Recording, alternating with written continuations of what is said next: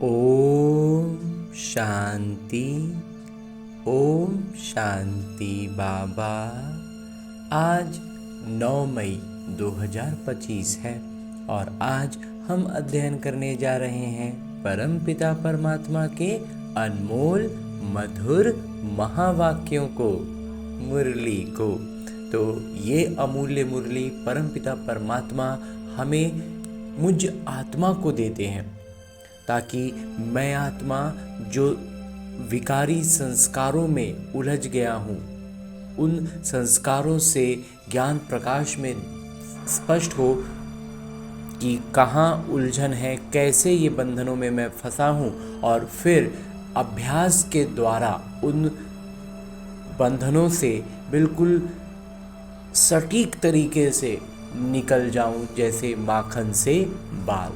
तो इसके लिए जो कुछ सहज विधियां हैं वो है इस ब्रह्मा कुमार के अनुभव के अनुसार कि परमपिता परमात्मा का ये जो मुरली है, इसको स्वयं अपने से जरूर एक बार अध्ययन करना है, हाथों में लेना है और ये अनुभव करना है कि मैं परमपिता परमात्मा के सानिध्य में, मधुबन में इस मुरली को उनके सानिध्य में रहकर अध्ययन कर रहा हूँ।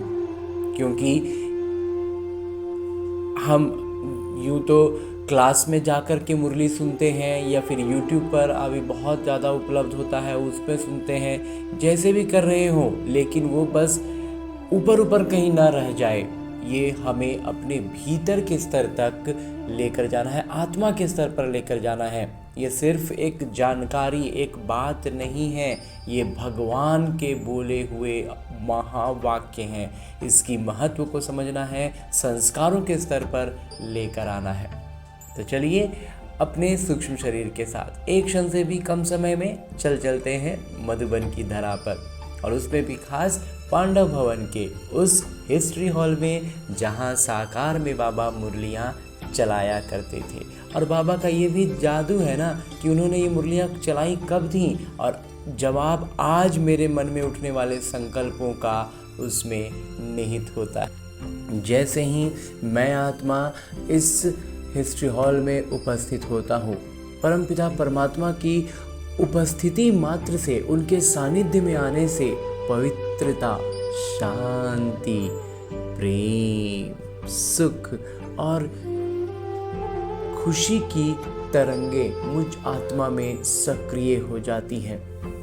बाबा दृष्टि से मुझ आत्मा में ज्ञान, प्रकाश और अष्ट शक्तियों का प्रवाह करते हैं और मैं आत्मा आनंद विभोर हो जाता हूँ और आनंद का एक आवरण बन जाता है, जिसमें मैं और मेरे बाबा दोनों बिल्कुल सम्मुख कहें या सानिध्य में कहें, आस पास अगल बगल बैठ जाते हैं और ऐसी अनोखी अद्भुत आत्माभिमानी स्थिति में स्थित रहकर अध्ययन करते हैं ये अमूल्य मुरली, जहाँ बाबा कहते हैं, मीठे बच्चे, तुम्हें नशा रहना चाहिए कि जिस शिव की सभी पूजा करते हैं वो अभी हमारे पिता बने हैं और हम उनके सम्मुख बैठे हैं। पूरी दुनिया जिनको पुकार रही है, पूजा कर रही है, भटक रही है, वो भगवान, वो शिव बाबा मुझ आत्मा के सम्मुख बैठे हैं। मैं उनके सम्मुख बैठा हूँ, हम दोनों, मैं बाबा के सानिध्य में आ गया हूँ। ये इतना सुखद एहसास है। आगे प्रश्न रूप में मेरे बाबा कहते हैं, मनुष्य भगवान से क्षमा क्यों मांगते हैं? क्या उन्हें क्षमा मिलती है? उत्तर बतलाते हैं मेरे बाबा, मनुष्य समझते हैं हमने जो पाप कर्म किए हैं उसकी सजा भगवान धर्मराज से दिलाएंगे, इसलिए क्षमा मांगते हैं। लेकिन उन्हें अपने कर्मों की सजा कर्म भोग के रूप में भोगनी ही पड़ती। भगवान उन्हें कोई दवाई नहीं देते, गर्भ जेल में भी सजाएं भोगनी है। साक्षात्कार होता है कि तुमने ये किया है। ईश्वरीय निर्देश पर नहीं चले हो, इसलिए ये सजा है। सजा गर्भ जेल में बाबा कहते हैं साक्षात्कार होता है और बताया जाता है आपने ये नहीं किया, ईश्वरीय मत पर नहीं चले, इसलिए ये हुआ। गीत है तूने रात गवाई, ओम शांति। ये किसने कहा? रूहानी पिता ने कहा। वो है ऊंचते ऊंच, सभी मनुष्यों से भी, सभी आत्माओं से भी ऊंच। सब में आत्मा ही है ना, शरीर तो किरदार निभाने के लिए मिला है।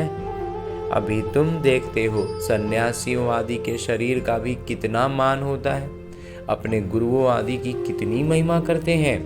ये बेहद के पिता तो गुप्त है। तुम बच्चे समझते हो शिव बाबा ऊंचते ऊंच हैं, उनसे ऊंच कोई है नहीं। धर्मराज भी उनके साथ हैं, क्योंकि भक्ति मार्ग में क्षमा मांगते हैं। हे भगवान क्षमा करना। अब भगवान क्या करेंगे? यहाँ सरकार तो जेल में डालेगी।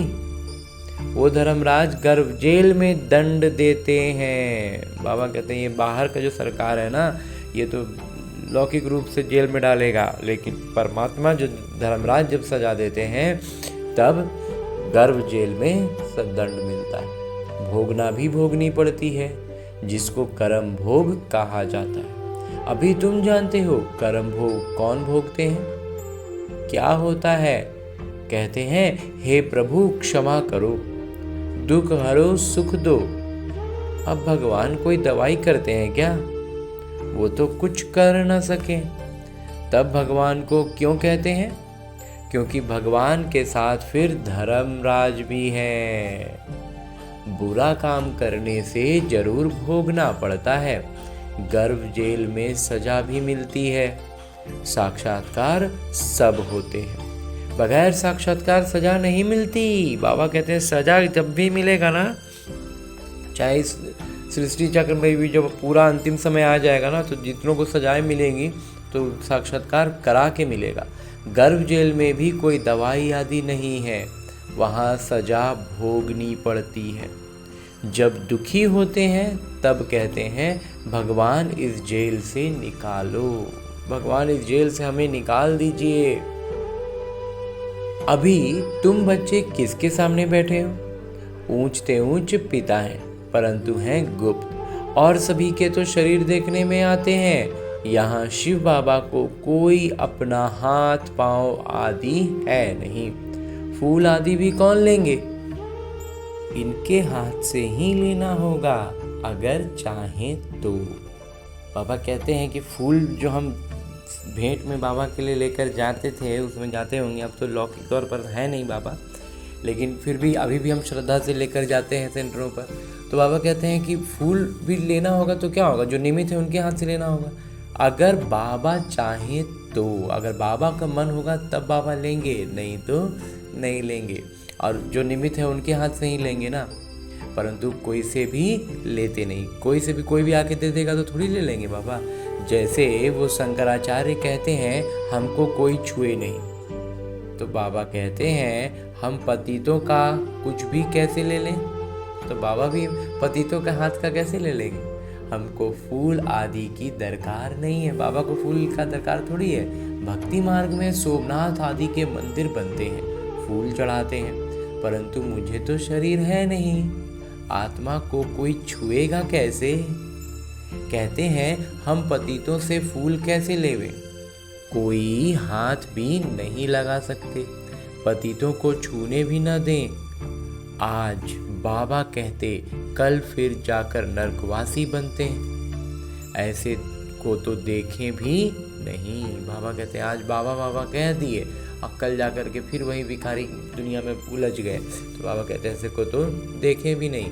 बाबा कहते हैं मैं तो ऊंचते ऊंच हूँ, इन सब सन्यासियों आदि का भी ड्रामा अनुसार उद्धार करना है, उनका भी उद्धार बाबा ही करेंगे ना।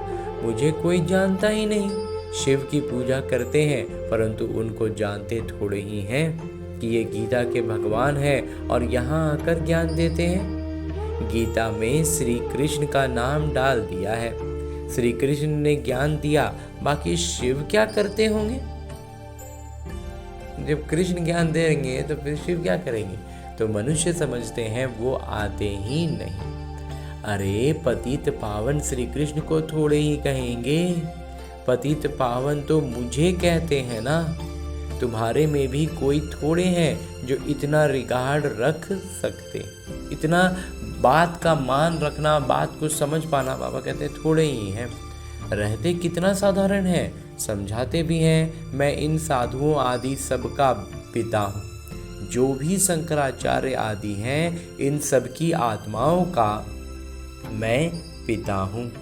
शरीरों के पिता जो हैं वो तो है ही, मैं हूँ सभी आत्माओं का पिता। मेरी सब पूजा करते हैं। अभी वो यहाँ सम्मुख बैठे हैं, परंतु सभी समझते थोड़े ही हैं कि हम किसके सामने बैठे हैं। बुद्धि में निश्चय नहीं होगा तो नहीं समझ पाएंगे कि हम किनके सामने आके यहाँ बैठे हैं। आत्माएं जन्म जन्मांतर से देह अभिमान पर घिरी हुई हैं, देह अभिमान में फंस गई हैं, इसलिए बाबा को याद नहीं कर सकते। देह को ही देखते हैं। देही अभिमानी हो तो उस पिता को याद करें और बाबा की श्रीमत पर चलें। बाबा कहते हैं मुझे जानने के लिए सब पुरुषार्थी हैं। अंत में पूरे देही अभिमानी बनने वाले ही पास होंगे। बाकी सब में जरा जरा देह अभिमान रहेगा। बाबा ने कहा कि जब कहते हैं मुझे जानने के लिए सब के सब तो पुरुषार्थ में लगे हुए हैं कि बाबा को हम अच्छे से जान गए, समझ गए, लेकिन अभी भी बहुत कुछ बाकी है। तो अंत में पूरे देही अभिमानी बनने वाले ही बाबा कहते हैं पास होंगे। बाकी जितने होंगे ना बहुत कम होंगे, 100 होंगे ना, 108 जो बाबा कहते हैं 108 में पूरा देही अभिमानी वो हो जाएंगे। बाकी जो होंगे ना 16,000 वाले, उनमें ज़रा ज़रा बाबा कहते हैं देह अभिमान रहेगा। बाबा तो हैं गुप्त, उनको कुछ भी दे नहीं सकते। बाबा कहते हैं परमात्मा को डायरेक्ट हम, यूँ तो अभी बाबा कहते हैं कि अभी डायरेक्ट हो रहा है, लेकिन परमात्मा को हम प्रत्यक्ष रूप से कुछ थोड़ी दे सकते हैं। बच्चियाँ शिव के मंदिर में भी जाकर समझा सकती हैं। कुमारियों ने ही शिव बाबा का परिचय दिया है तो कुमार कुमारियाँ दोनों ज़रूर। कुमारों ने भी परिचय दिया होगा। माताओं को खास उठाते हैं क्योंकि उन्होंने पुरुषों से ज़्यादा सेवा की है। तो बच्चों को सेवा का शौक होना चाहिए, जैसे उस पढ़ाई का भी शौक होता है ना। वो है जिस्मानी, ये है रूहानी। जिस्मानी पढ़ाई पढ़ेंगे, वो अभ्यास आदि सीखेंगे, मिलेगा कुछ नहीं। क्या होगा, बस इस शरीर में ही रह जाएगा ना। समझो अभी किसी को बच्चा जन्मता है तो धूमधाम से उनकी छठी आदि मनाते हैं, परंतु वो पाएंगे क्या? कितना समय, इतना समय ही नहीं जो कुछ पा सके। यहाँ से भी जाकर जन्म लेते हैं, परंतु वो भी समझेंगे तो कुछ नहीं। बाबा कहते अब समय कहाँ बचा। अब नया शरीर छोड़ के अगर कोई जाके नया शरीर ले भी रहे हैं तो जब तक समझने की अवस्था में आएंगे तब तक तो कहानी खत्म। यहाँ का बिछड़ा हुआ होगा तो जो सीख कर गया होगा उसी अनुसार छोटेपन में ही शिव बाबा को याद करता होगा। ये तो मंत्र है ना, छोटे बच्चों को सिखलाएंगे। वो बिंदु आदि तो कुछ समझेगा नहीं, सिर्फ शिव बाबा कहते रहेंगे। शिव बाबा को याद करो तो स्वर्ग का वर्षा पाएंगे। ऐसे उनको समझाएंगे तो वो भी स्वर्ग में आ जाएंगे, परंतु ऊंच पद पा नहीं सकेंगे। ऐसे बहुत बच्चे आते हैं, शिव बाबा कहते रहते हैं, फिर अंतमति सो गति हो जाएगी। ये राजधानी स्थापन हो रही है। अब मनुष्य शिव की पूजा करते हैं, परंतु जानते थोड़े ही हैं। जैसे छोटा बच्चा शिव शिव कहते हैं, समझते नहीं। यहाँ भी पूजा करते हैं, परंतु पहचान कुछ भी है नहीं। तो उनको बतलाना चाहिए। तुम जिसकी पूजा करते हो वही ज्ञान के सागर गीता के भगवान हैं। वो हमको पढ़ा रहे हैं। इस दुनिया में और कोई मनुष्य नहीं जो कह सके कि शिव बाबा हमको राजयोग पढ़ा रहे हैं। ये सिर्फ तुम जानते हो, सो भी भूल जाते हो। जानते तो हैं लेकिन रह रह के भूल जाते हो। बाबा कहते हैं भगवान वाच मैं तुमको राजयोग सिखाता हूँ। किसने कहा? भगवान वाच। काम महाशत्रु है, इस पर जीत पहनो। पुरानी दुनिया का सन्यास करो। वो है शंकराचार्य, ये है शिवाचार्य। वो हमको सिखलाते हैं। श्री कृष्ण आचार्य नहीं कह सकते, वो तो छोटे बच्चे हैं। सतयुग में ज्ञान की दरकार ही नहीं रहती है। सतयुग में ज्ञान का, इस ज्ञान का तो कोई अर्थ ही नहीं है ना। वहाँ तो सुख के प्रारब्ध में पहुँच गए अभी के पुरुषार्थ अनुसार पद पाकर। तो जहाँ तहाँ शिव के मंदिर हैं, वहाँ तुम बच्चे बहुत अच्छी सेवा कर सकते हो। शिव के मंदिरों में जाओ। माताओं को जाना अच्छा है, कन्याएं जाएं तो उससे अच्छा है। अभी तो हमको बाबा से राज्य भाग्य लेना है। बाबा हमको पढ़ाते हैं, फिर हम महाराजा महारानी बनेंगे। ऊंचते ऊंच पिता ही हैं। ऐसी शिक्षा कोई मनुष्य दे ना सके। ये है ही कलयुग। सतयुग में था इनका राज्य। ये राजा रानी कैसे बने? किसने राजयोग सिखाया जो सतयुग के मालिक बने? कौन आए भाई जिन्होंने इनको ऐसा ज्ञान सिखला दिया जो ये सतयुग में मालिक बन गए?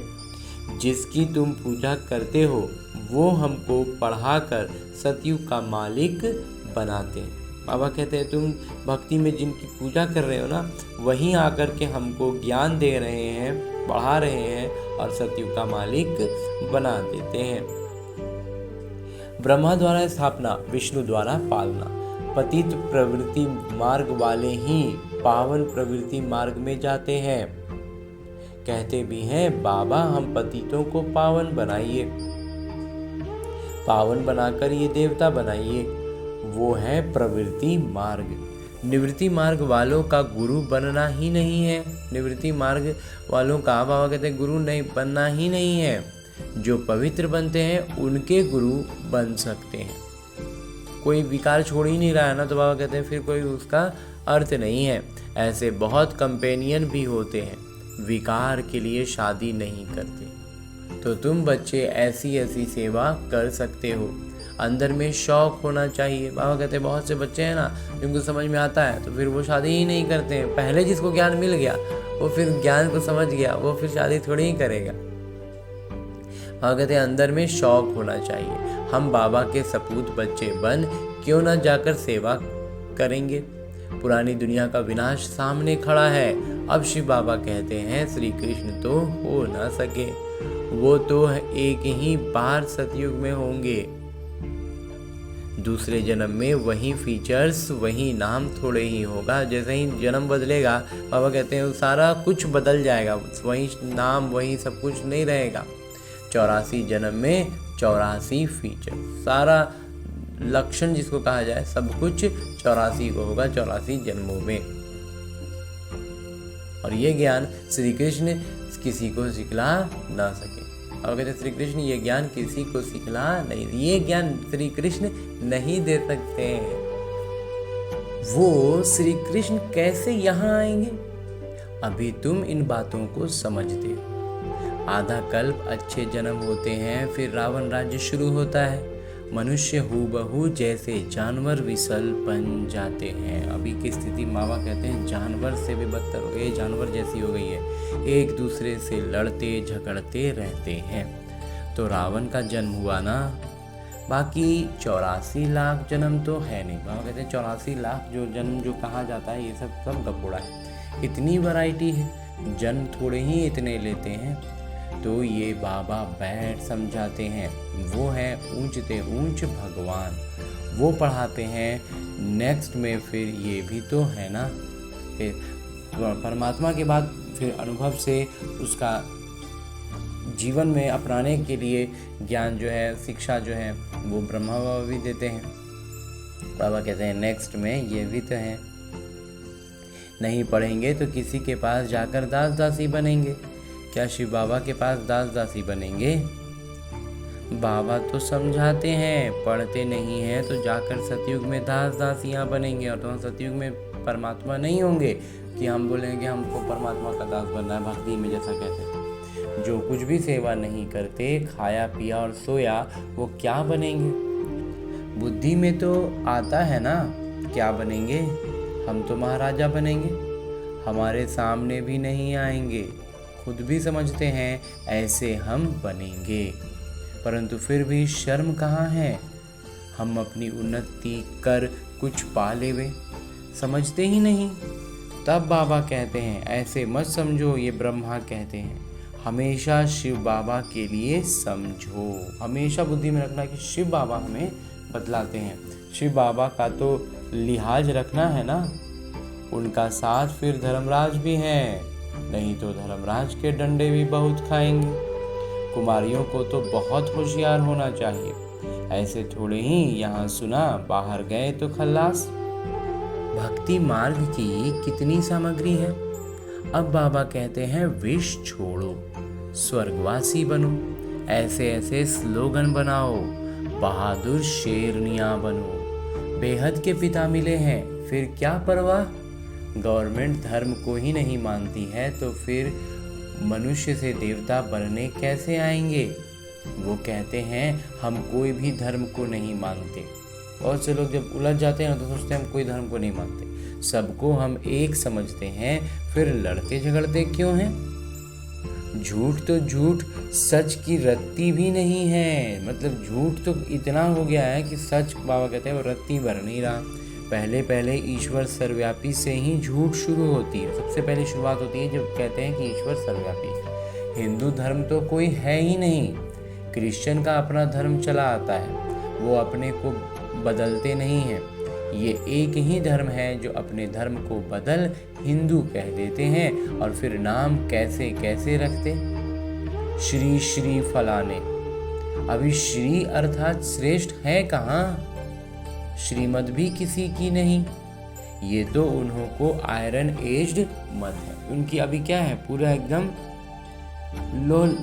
लोहे में जंग लगा हुआ अवस्था में है और वो अपना मत दे रहे हैं। उनकी श्रीमत कैसे कह सकते हैं? तो फिर उनका से कोई श्रीमत आ रहा है, बाबा कहते हैं ये तो हो ही नहीं सकता। अभी तुम कुमारियां खड़ी हो जाओ तो कोई को भी समझा सकती हो, परंतु योग युक्त अच्छी होशियार बच्चियां चाहिए। बाबा कहते हैं बच्चियां खड़ी हो जाएंगी ना तो वो किसी को भी समझा सकती हैं, लेकिन क्या ध्यान देना है कि वो बच्ची योग युक्त हो और युक्ति युक्त होशियार भी हो। ऐसी बच्चियां चाहिए जो कभी भी कहीं भी किसी को समझा सकती है। अच्छा, मीठे मीठे सिकिलते बच्चों प्रति माता पिता बाबा का याद प्यार और आशीर्वाद। रूहानी बाबा की रूहानी बच्चों को नमस्ते।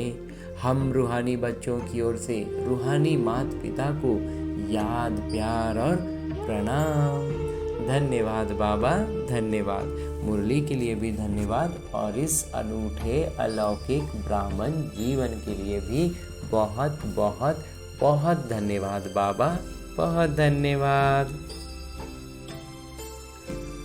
आगे आज की मुरली से लिए गए वो प्रमुख बिंदु हैं जिन्हें हमें अपने ब्राह्मण जीवन में धारण करने हैं और ब्राह्मण सो फरिश्ता, फरिश्ता सो देवता बनना है। उसके लिए जो सबसे पहली बिंदु है वो है अपनी उन्नति करने के लिए बाबा की सेवा में तत्पर रहना है। सिर्फ खाना पीना सोना ये पद गंवाना है। बाबा कहते हैं सिर्फ खा रहे हैं पी रहे हैं सो रहे हैं ना, इसका मतलब है कि पद हम अपना खो रहे हैं, पद के लायक कोई काम नहीं कर रहे हैं तो पद कैसे मिलेगा। दूसरा बाबा कहते हैं बाबा का और पढ़ाई का लिहाज रखना है, देही अभिमानी बनने का पूरा पूरा पुरुषार्थ करना है, बाबा की शिक्षाओं को धारण कर सपूत बच्चा बनना है। हाँ जी बाबा। आगे मेरे बाबा वरदान दे रहे हैं। वरदान देते हुए मेरे बाबा कहते हैं सेवा करते उपराम स्थिति में रहने वाले योग युक्त युक्ति युक्त सेवाधारी भव। बाबा कहते हैं सेवा में ना उपराम स्थिति में रहना है, योग युक्त होकर रहना है, युक्ति युक्त होकर रहना है, ऐसा सेवाधारी हमें बनना है। हाँ जी बाबा, विस्तार से बाबा कहते हैं जो योग युक्त युक्ति युक्त सेवाधारी हैं वो सेवा करते भी सदा उपराम रहते हैं। ऐसे नहीं सेवा ज़्यादा है इसलिए अशरीरी नहीं बन सकते, लेकिन याद रहे कि मेरी सेवा नहीं बाबा ने दी है तो निर्बंधन रहेंगे। ट्रस्टी हूँ, बंधन मुक्त हूँ, ऐसी अभ्यास करो। अति के समय अंत की अवस्था, कर्मातीत अवस्था का अभ्यास करो। जहाँ दुनिया अति में जा रही है हमें कर्मातीत अवस्था को पाना है और उसका अभ्यास करना है। जैसे बीच बीच में संकल्पों की ट्रैफिक को कंट्रोल करते हो, ऐसे अति के समय अंत की अवस्था का अनुभव करो, तब अंत के समय पास विद ऑनर बन सकेंगे। दुनिया तो अति में जा ही रही है, उस अति के समय में हम अपने आप को अंत की अवस्था में अनुभव करें, संपूर्ण अनुभव करें। बाबा कहते हैं ये अभ्यास अच्छे से होगा ना तो हम अंत समय जब होगा तो उस समय पास विद ऑनर बन जाएंगे, एकदम बिना सजा के, एकदम बहुत सहज सरल रीति से बाबा की गोद में सवार होकर जाएंगे। और आगे स्लोगन है, मुरली का उपदेश है, शुभ भावना कारण को निवारण में परिवर्तन कर देती है। कोई भी कारण हो, भावना हमारी शुभ होगी ना तो उसका कोई ना कोई निवारण निकल ही आएगा। हाँ जी बाबा। और अब हमने परमपिता परमात्मा से इतना श्रेष्ठ ज्ञान मुरली का अध्ययन किया, वरदान प्राप्त किया, तो अब मेरे बाबा इसके बाद मुझ आत्मा को इसी अव्यक्त स्वरूप में स्थित रहकर एक इशारा भी देते हैं। बाबा कहते हैं रूहानी रॉयल्टी और प्योरिटी की पर्सनैलिटी धारण करो। रूहानियत हमारी चाल चलन से झलके और पवित्रता हमारे चेहरे से। तो इस बात को स्पष्ट करते हुए हर दिन बाबा एक अलग तरीके से, एक अलग बात को स्पष्ट करते हुए एक इशारा इसी संदर्भ में देते हैं। तो आज के लिए बाबा ने इस संदर्भ में जो इशारा दिया है वो है कि पवित्रता ब्राह्मण जीवन के विशेष जन्म की विशेषता है। इस विशेष जन्म हमारा क्यों, ब्राह्मण हम अपने आप को कैसे कहला रहे हैं? क्योंकि हम पवित्र बने हैं, बस यही एक विशेषता है ना। तो बाबा कहते हैं यही विशेषता का कारण, यही जो है ब्राह्मण जीवन है। पवित्र संकल्प ब्राह्मणों की बुद्धि का भोजन है। तो फिर जब हम ब्राह्मण बन गए, पवित्रता को धारण किए, तो फिर हर चीज़ में पवित्रता ना, तो इसका भोजन भी क्या होगा? संकल्पों का। कैसा संकल्प? पवित्र संकल्पों का भोजन। पवित्र दृष्टि ब्राह्मणों के आँखों की रोशनी है। पवित्र कर्म ब्राह्मण जीवन का विशेष धंधा है। रोशनी है पवित्र दृष्टि, और बाबा कहते हैं धंधा है पवित्र कर्म। पवित्र संबंध और संपर्क ब्राह्मण जीवन की मर्यादा है। आज ब्राह्मण जीवन का ना बाबा एकदम एक एक पहलू को विशेष तौर पर उजागर करके हमें बतला रहे हैं कि ब्राह्मण जीवन सबसे पहले तो विशेष क्यों हुआ? पवित्रता के कारण।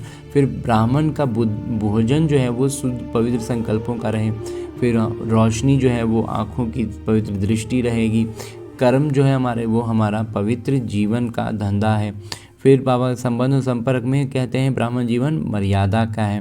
तो ऐसी महान चीज़ को अपनाने में मेहनत नहीं करो। बाबा कहते हैं इसमें फिर मेहनत थोड़ी है, हट से नहीं अपनाओ, जिद करके नहीं हमको तो ये करना है, ऐसे होना नहीं।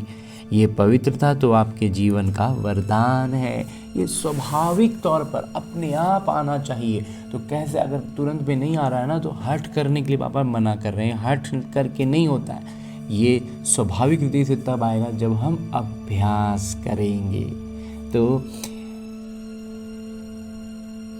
परमपिता परमात्मा से इतना श्रेष्ठ हमने जो इशारा पाया है, इसको अपने भीतर धारण करने के लिए जो पूरा वरदान बाबा ने दिया, पूरी मुरली हमें बतलाई, समझाई, उसका हमने धारण किया। ये बाबा ने कहा था ना, कैसे पता चले? तो हमारी चाल चलन, चेहरे से, कर्म से। तो इसलिए, और ये सब कुछ आ सकता है सिर्फ और सिर्फ अभ्यास से। एक बार में एक चीज़ पकड़ें, उसका अभ्यास करें, फिर दूसरा, फिर तीसरा, फिर कोई सूक्ष्म स्तर पर कोई स्थूल हो गया है तो उसके सूक्ष्म स्तर पर चलते हैं। और ऐसा नहीं कि एक बार में एक ही कर सकते हैं, जिनकी जैसा जो समझ में आ रहा है, लेकिन अभ्यास करना है, बुद्धि सजग रखनी है। और अभ्यास करने के लिए करना क्या होगा? अभ्यास पुस्तिका में प्रश्नों का उत्तर देना होगा ना। तो ये अभ्यास पुस्तिका क्या है? हमारा ये लौकिक जीवन और आने वाली परिस्थितियां हैं उसका प्रश्न, जिनका हम जितना सहजता से और जितने अच्छे से उत्तर देते जाएंगे, हम अपनी स्थिति अचल अडोल बना करके परिस्थितियों को पार कर पाएंगे, उतना ज़्यादा हम अभ्यास में अच्छे होते जाएंगे। तो ये अभ्यास करने के लिए लौटते हैं अपने इस लौकिक किरदार में, ढेर सारी शुभ भावना और शुभकामनाओं से भरपूर होकर। अच्छा, ओम शांति।